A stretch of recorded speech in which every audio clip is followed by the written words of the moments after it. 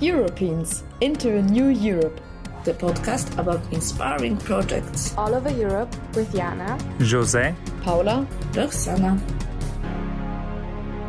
Hello, here is Roxana. Today we have a special episode European into a New Europe. With me is Aggeliki, who talk about a special program, special and very amazing program for children.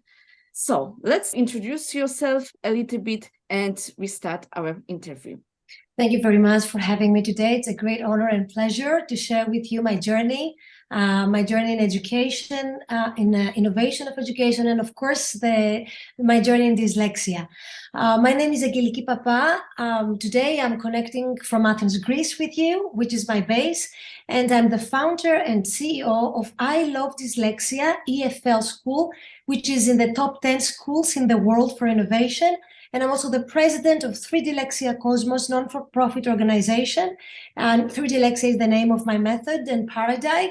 And also, I am the founder of Ilovedyslexia English Language Innovation, EduTech startup, where we digitalize my method in order to be able to empower millions of students with dyslexia and also typical learners to thrive in the global language, English language. Sounds so much amazing. I know a little bit, we talked before the podcast about your project. So please say me when and why do you start this project? Of course.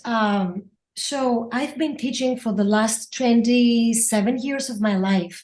And in the beginning of my journey as an English teacher, I realized that there was a huge gap in global pedagogy concerning teaching English as a foreign language and a second language to students with the differently charismatic brain of dyslexia and also students with special educational needs. Imagine that in every mainstream classroom, at least 20% of the students have a kind of learning difference, dyslexia being the main one. So imagine that in every classroom, at least 5 out of the 25 children are not able to learn English as a foreign language because of the typical ways of teaching foreign languages.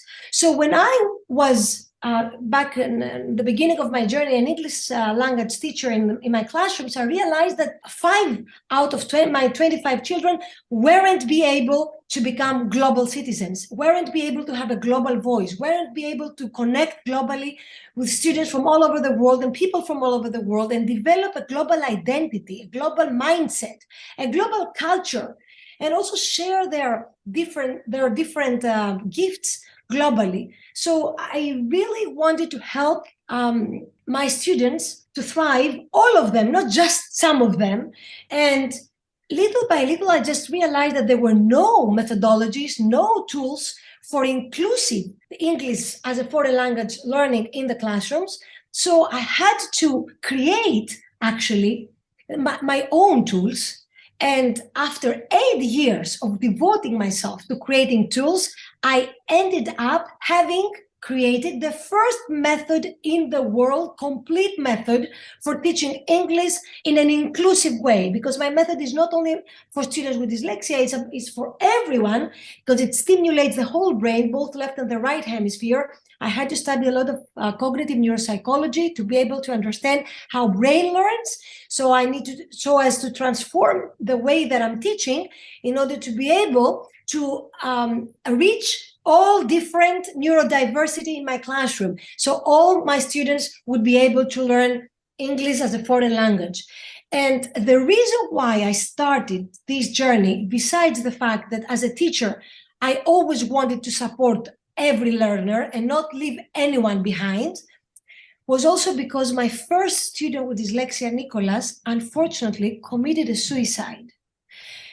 He committed a suicide because, unfortunately, when you are different in a school that does not include different brains, most of the times you ended up being bullied. So Nicholas was really bullied in this school because of being different, learning different, and because he was making a lot of mistakes, spelling mistakes, and all these differences that the charismatic brain of dyslexia brings in the typical way of learning.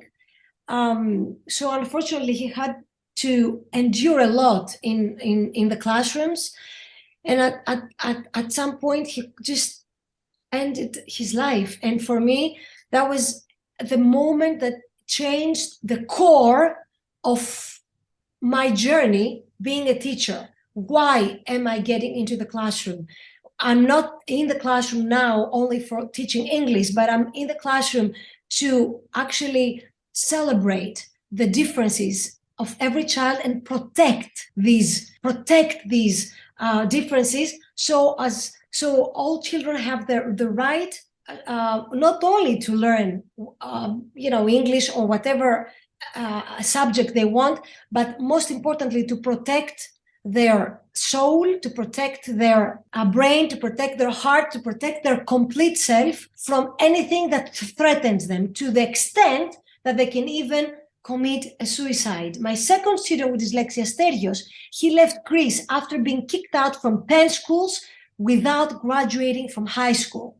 20 years later, that student actually became a very successful startupper and businessman, and Google hired him. Google hired him for his consultancy. Imagine a child that couldn't even graduate from school, and he was kicked out from 10 schools. So what is going on here? We're killing students. We're killing smart, intelligent students. And we have a huge waste of human capital and human intelligence. And instead of using these children, their different intelligence to transform the world, we're actually killing them. So after a while, I really had to become an activist. I felt like an activist in my classroom and an activist in the school system that unfortunately it takes too long for the school system to understand that what is highly important is inclusion, is to support and respect every child in the classroom. And it takes so much time for the system to transform. So I feel like we, the teachers, are the ones who are going to take this responsibility in our own hands in order to move the procedure of inclusion faster globally. Could you tell me, explain me or our listeners about what is dyslexia and what it's meaning for the students and people who want to learn dyslexia in the school, and because your program is not only for the school, I understand, but everyone who want to learn English in and outside school. So what's meaning dyslexia in studying process, and what's the students and people has challenges in the in the studying time? So dyslexia is a differently charismatic brain. The organization of this brain is completely different from the typical organization of the brain. So we're talking about intelligent people. They have average intelligence or above average, high IQ. I would like to mention that Albert Einstein, Steve Jobs, Bill Gates, Richard Branson, Picasso, Dali, incredible personalities, even Leonardo da Vinci, they are and they were dyslexic. So imagine that some of the greatest genius people on planet, they are and they were dyslexic, and because of having this different brain, they cannot learn to read and write in the typical ways like other brains do, and we, because I am dyslexic too. I have dyslexia, and my son also has dyslexia. So I have my own kind of dyslexia, and I believe that this helped me very much in my journey to understand how I can empower different brains. So we have challenges to prove and to write down our ideas on a piece of paper, but it is much easier for us to actually problem solve, to go through the process of problem solving. We are very creative. We're differently outside of the box thinkers. We manage to look at the world from the big picture and then focus on the details. And we have a different way of processing information. in our brain. We are more visual and experiential learners. We do not like to learn by reading and writing only. We want to experience knowledge. We want to have a multisensory way of understanding things, to experience every new information through life and not just through books. Okay. And unfortunately, the education system does not support this kind of learning most of the times. We just have books, learning, by heart, a lot of information, and not be given the chance to experience this information through multiple levels of understanding, experientially and multisensory way of thinking. And this is great for all students, not only for students with dyslexia. So all the methodologies that we develop for the charismatic students with dyslexia, 20% of people have a type of a learning difference, and dyslexia, as I said before, is the most common of it. So we're talking about millions of people globally that they have this different brain. And unfortunately, even today, when you Google the word dyslexia, you will see that they call it a disorder.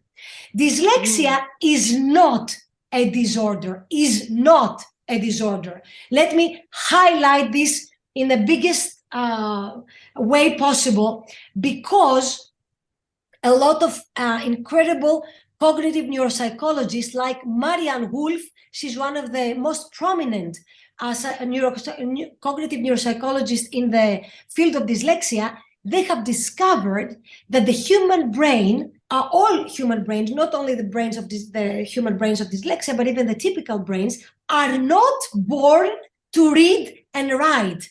Reading and writing is not a natural gift that nature has given us.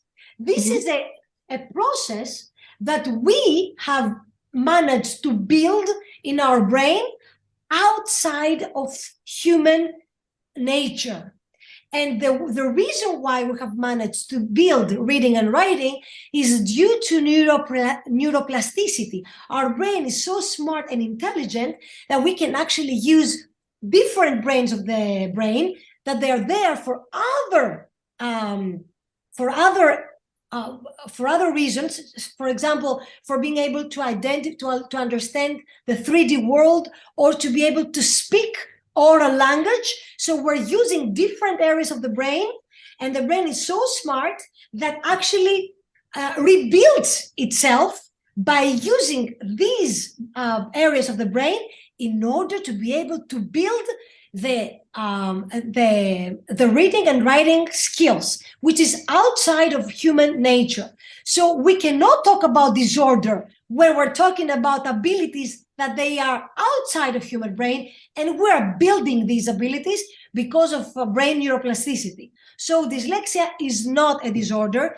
This is a false perception. And if you study the modern definitions of dyslexia and the modern science and research about dyslexia brain, you will understand that we are talking about a different brain, just a kind of different brain that brings new abilities in the world. And let me tell you that the abilities that we need for the future, which are creativity, imagination, outside of the box thinking, being able to grasp the big picture, and problem solving abilities in order to address the huge global challenges that we have right now, we need the brain of dyslexia more than ever, because this is the brain that can actually contribute to be able to see the world differently and bring new solutions on the table.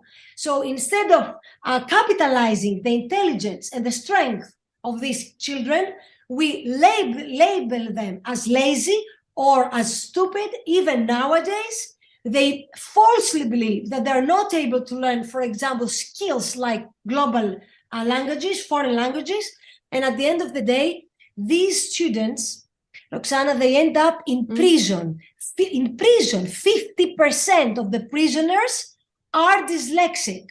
Can you believe it? This is so. Dyslexia ends up being a social problem, not only for the people who have dyslexia, and unfortunately, most of the times they find themselves marginalized and not being able to give their different gifts to humanity, but they end up in prison and we as a society, we have to somehow address this problem, because it ends up in prison. The problem of not being able to include these people correctly in the society. So although 20% of people have dyslexia, 50% of prisoners research shows that are dyslexic in prisons. So dyslexia is not only a problem for the people who are dyslexic and they cannot find themselves, they cannot find the position that they should have in society, but also it's a problem for the whole society, since these people most of the times end up, instead of giving their charisma to the world, to the prisons. So we need to solve the problem and address this problem in the schools.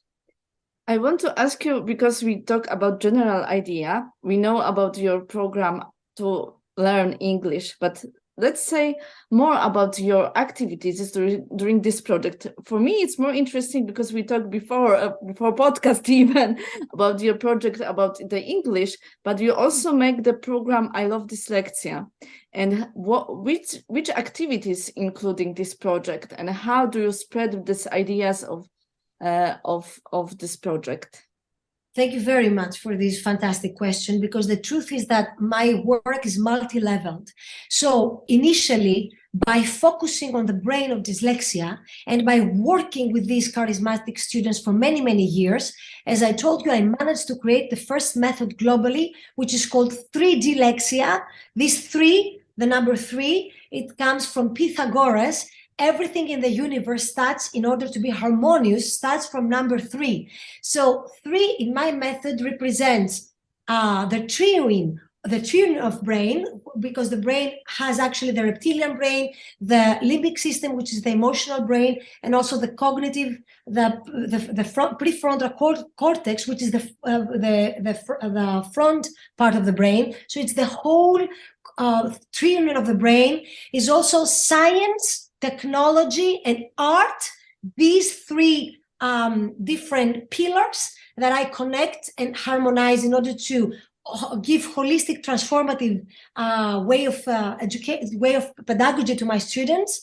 And also it connects the brain with the heart intelligence and the cosmic consciousness, which is a harmonious collaboration of the cosmic consciousness, the brain, and the heart intelligence in harmony. So I also do a lot of meditation and controlled breathing techniques in order to be able to harmonize the magnetic field of the cosmic consciousness, the brain, and the heart, in order to develop complete students, not only smart students, but harmonious, gifted, well-nurtured students, that they will be actually thriving not only in their profession, but also in life as ethical and compassionate human beings, which is very, very important to the philosophy of my methodology.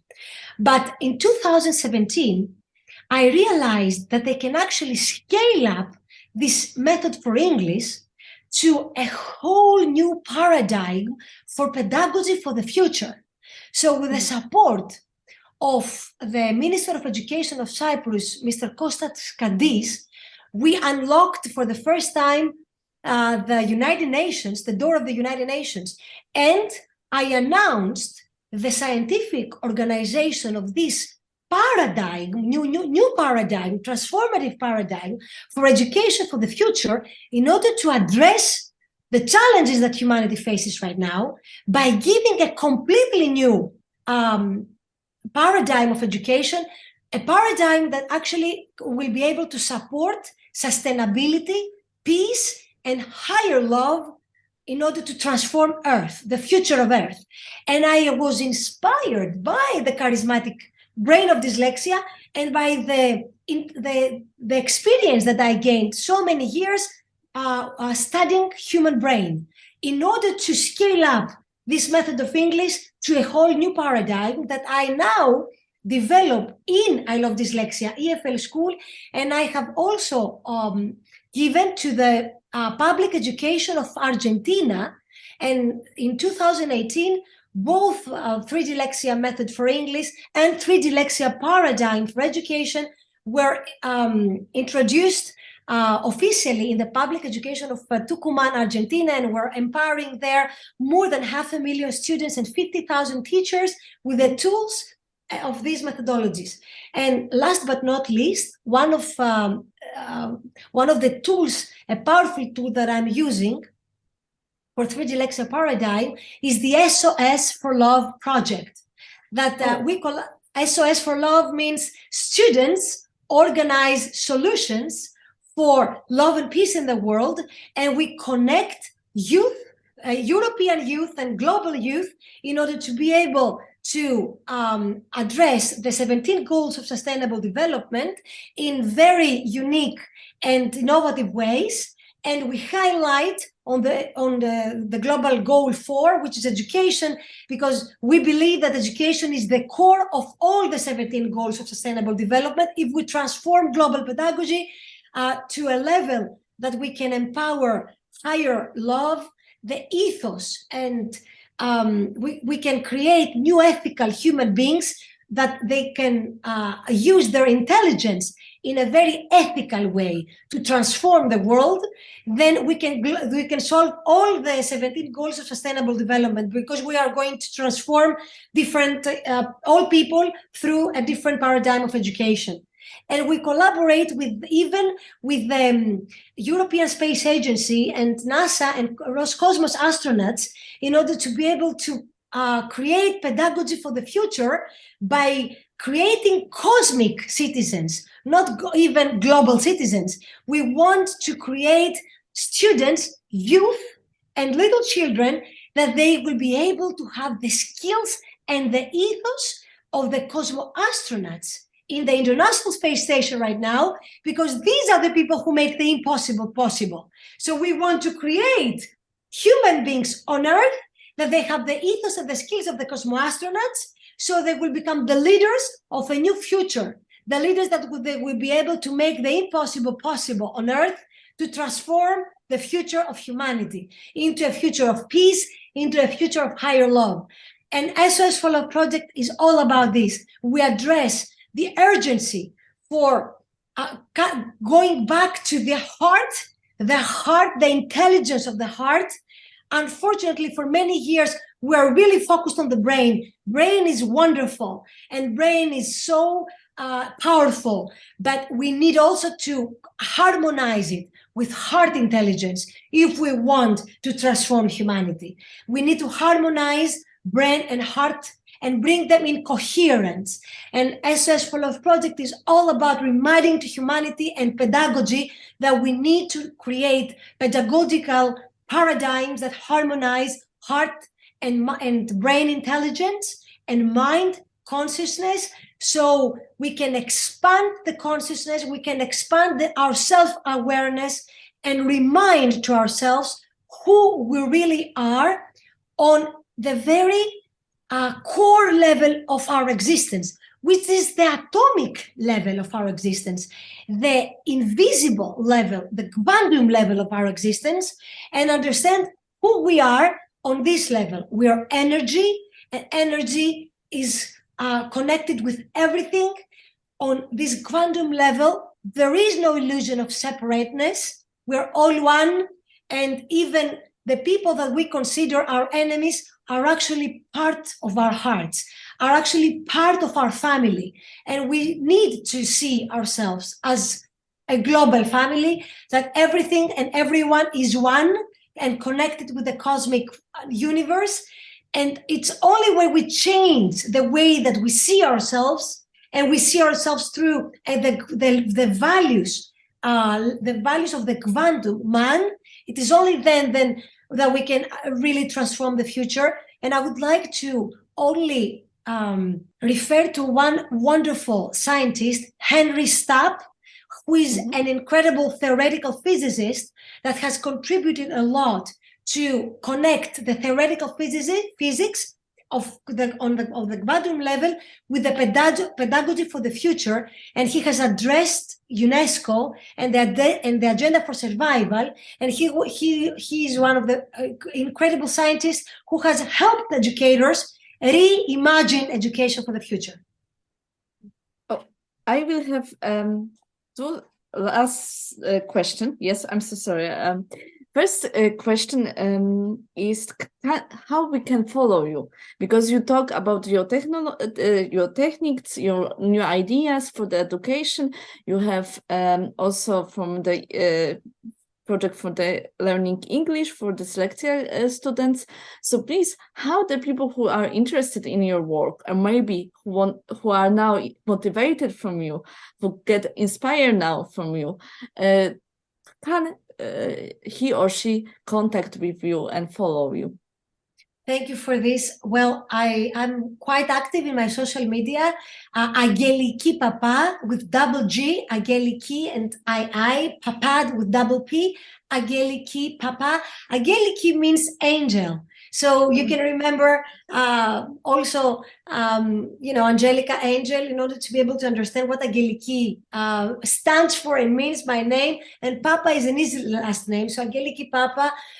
You can follow me on Instagram, on Facebook, and also 3Dyslexia Cosmos and Ilovedyslexia in Instagram and Facebook, and Twitter and LinkedIn, of course, where I connect with professionals globally. So you can find me on my social media and you can send me all your questions, or you can also, the teachers that they listen to us, if they want to connect for the SOS Follow-up project, and we can send them our toolkits, our digital toolkits that we have created with the European Space Agency for Mission Agapi. Oh. Agapi means Mission Agapi. Agapi means higher love in ancient Greek. So we can send them the digital toolkits that we have created for free, that we have created with the support of the international, with the European Space Agency.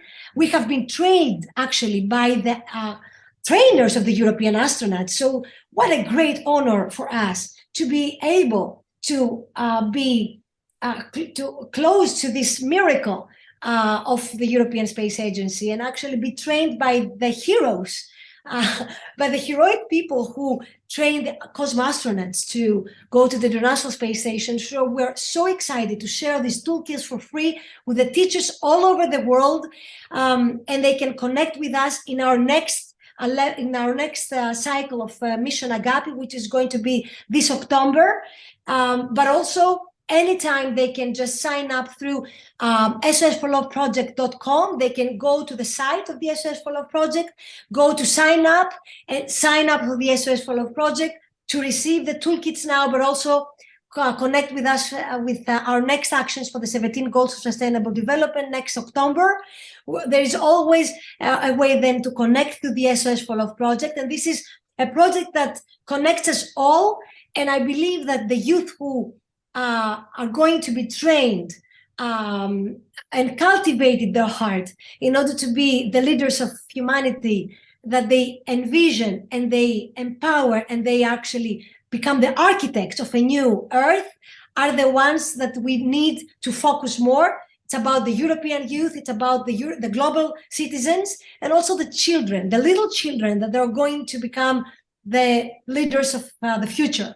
So thank you for giving me the opportunity to connect through the SOS Follow-up Project with teachers and youth from all over the world, and together create a new future of humanity, the future that we deserve. And don't forget that we have experienced in Europe, unfortunately, this devastating war in Ukraine that has brought Europe so many years back, and we need to reimagine a future of peace. And I believe, Roxana, that the only way to make it happen is to transform our civilization, and the transformation of our civilization is through a new paradigm in education, in pedagogy. We need a new pedagogical paradigm that will, most importantly, not only build life skills, but also a new ethos, a new mindset, and a different self-awareness of who we are by understanding human nature on a quantum level, which is the energetic level, far away from the materialistic way of understanding our reality, of understanding human beings, and of understanding the 3D world. We are much more than this. We are energy, and in the minute that we understand everything, the existence, on a level of energy, on a level of frequencies, on a level of connection through a quantum level, then we can really envision a different future by understanding ourselves on a quantum level. And we need to start using a different language when we're talking about ourselves. We need to communicate and to develop a new language outside of the 3D world in order to be able to transform the 3D world in a world of peace and in a world of higher love. Very short question to you. First question is, please give me because I will start also be teacher. I became teacher also in this year. Please say me one advice how to be good teacher, how to be good for student. All right. So I think the most wonderful way to connect with your students is to first open and connect with your heart. It's very important to understand that before we are teachers or students, we're human beings. And human beings need to feel secure, need to feel loved, need to feel nurtured and respected in their classrooms. So I think that the most beautiful way is to connect with your heart.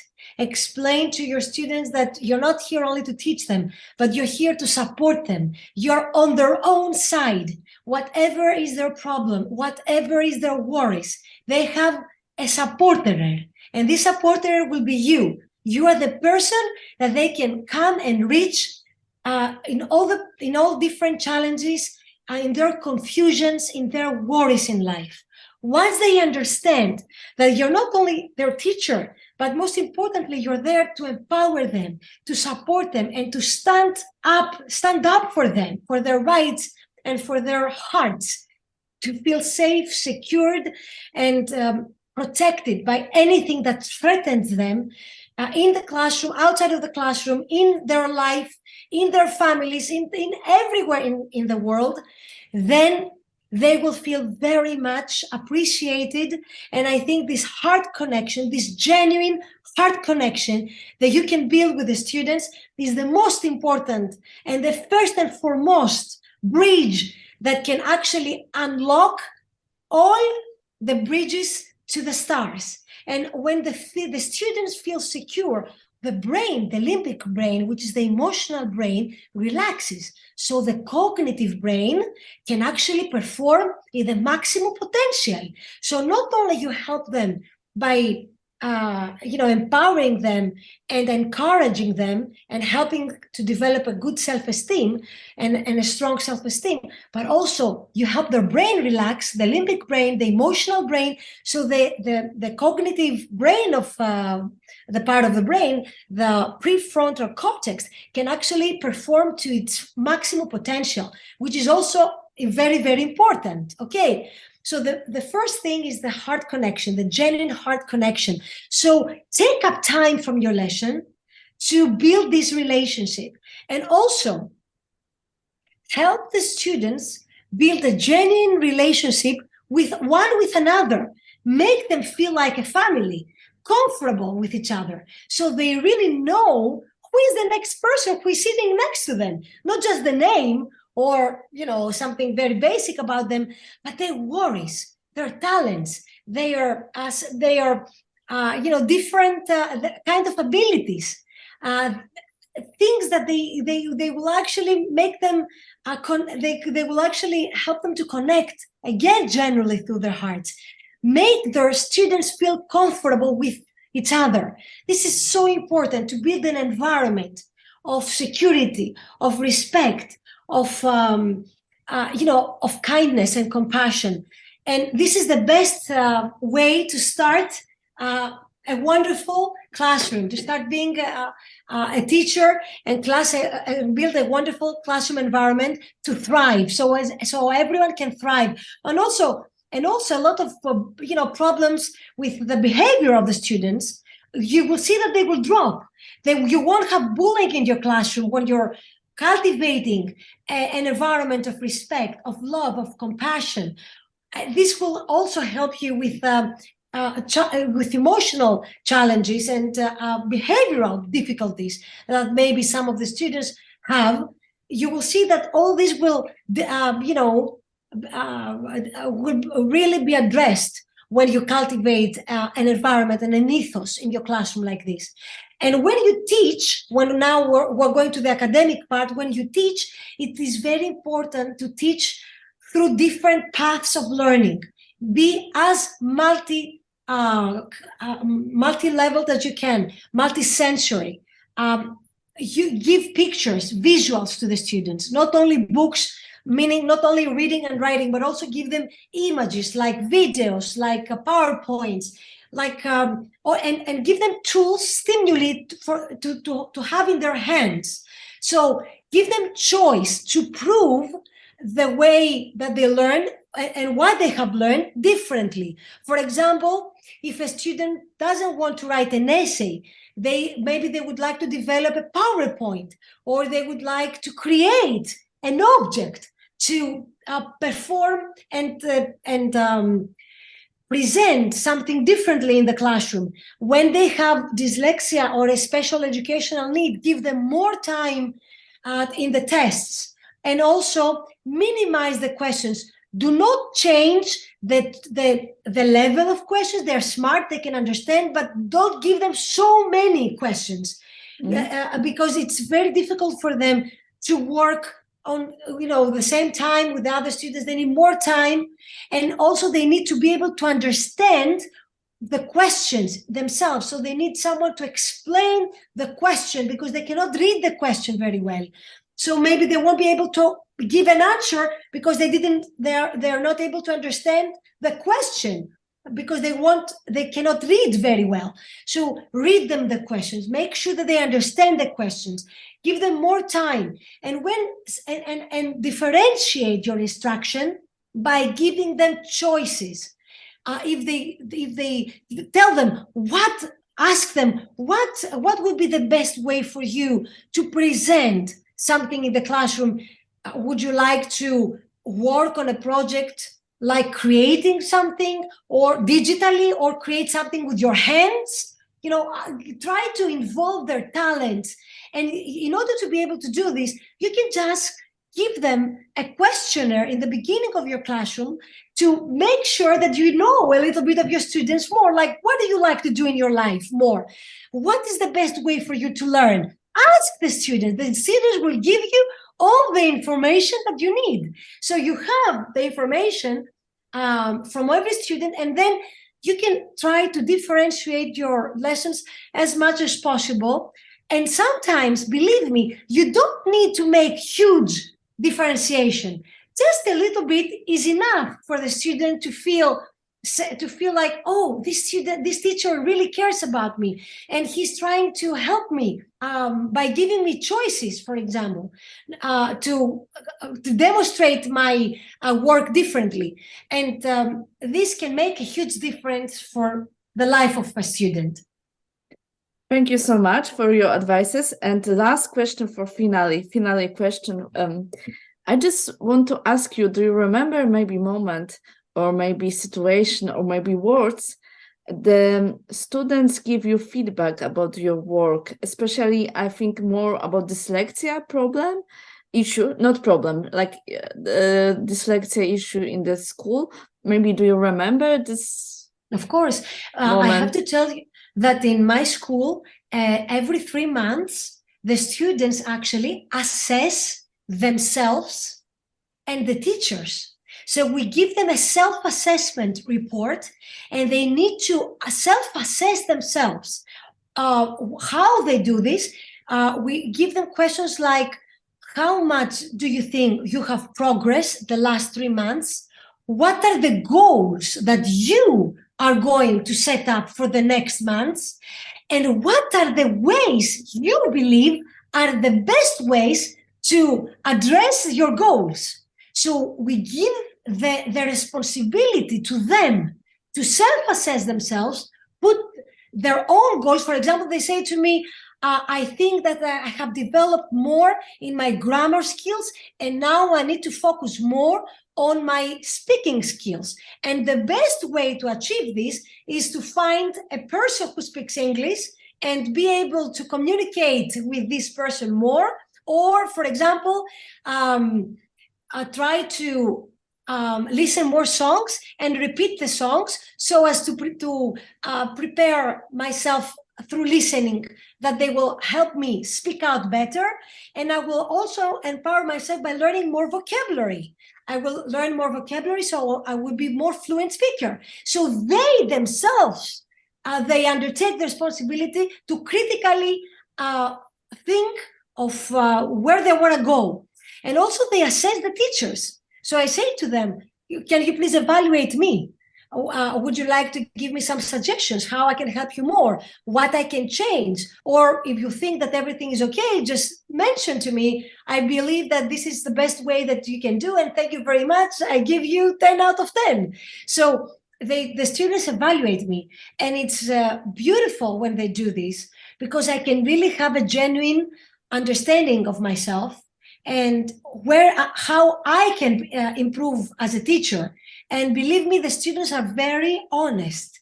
They're going to really tell you, Miss, sometimes you need to be a little more relaxed, with this, or Miss, sometimes you need to remember that it's very difficult for me to do this. I need more time, for example. So the students kindly remind me of the things that I can forget.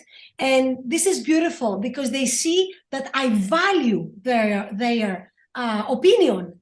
And I also make them responsible for themselves to put their own goals and set up their own ways to achieve these goals. So this is how I help myself and my students to develop, and help each other develop all the time. Thank you so much for this meeting, and it was very inspired for me, and I hope for listeners also. They take a lot from this our discussion, but interview with you, because we start from very specific issue, dyslexia, but you're talking about how to change perspective of education, and I think so it's very important for all of us. And thank you for your very, very powerful words, and thank you once again for this meeting. Thank you so very much for giving me this opportunity to empower youth together, to empower teachers together, and also only in solidarity, in European international solidarity, by sharing our expertise and our passion. I think we can overcome all challenges, and we can develop the best versions of ourselves and create a new humanity of peace, humanity of higher love. You are wonderful, Roxana. You're a wonderful human being. Thank you for your genuine care for who you are and for what you can bring to the world. And remember, I'm always here for you. I love you, and let's spread love together. Thank you so much. Thank you. Goodbye for our listeners. Bye-bye. Goodbye for everybody. Thank you very much for having me.